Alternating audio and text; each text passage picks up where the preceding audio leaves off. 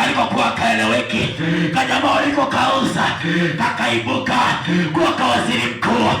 Walipokustangazia kwamba itakuwa mwisho, mwanaume mmoja miaka 2000 iliyopita alisema imekwisha, alisema imekwisha, maana yeye aliwekwa kaburini.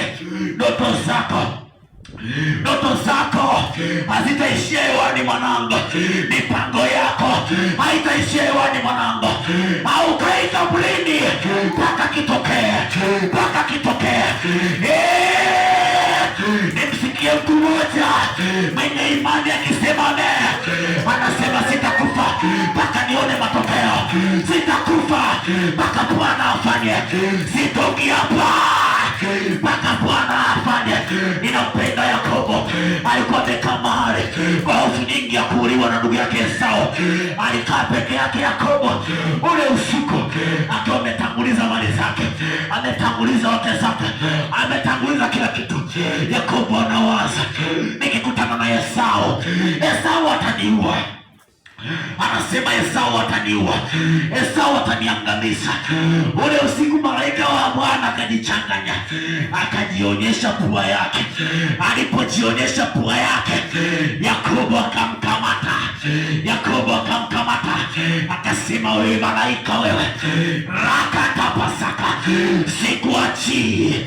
Yena manama alikaa sana mpaka usiku. Alfajiri kukafika, alfajiri kulipokaribia kupambazuka, yule malaika akasema, wewe Yakobo wewe, niachie niondoke, watu watakukuta hapa. Akamtegua ufungu wa pande Yakobo. Mwanaume bado anachechemea, lakini bado ameshikilia, lakini bado amekamatia.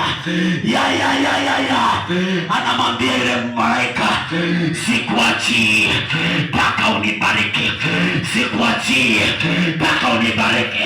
Nawe imani, sema sifi mpaka nione Bwana umefanya. Sema sifi mpaka Bwana nione ametenda, nione Bwana amefanya. Hatiishi kuota, hatiishi kuweka maono, sitakufa bali nitaishi mpaka kile Bwana alichosema niweze kutimia, katika jina la Yesu. Na kuombea neema, usife kabla ya wakati wako, usife kabla ujaona baraka za Bwana. Maana niliimba nikashangilia, nikasema sitakufa, nikaombea na maadui zangu, nikasema adui yangu, hata kama unauma, pamoja kwa jina la Yesu, yale maneno yako leo tamka, njoo shuhudie huko.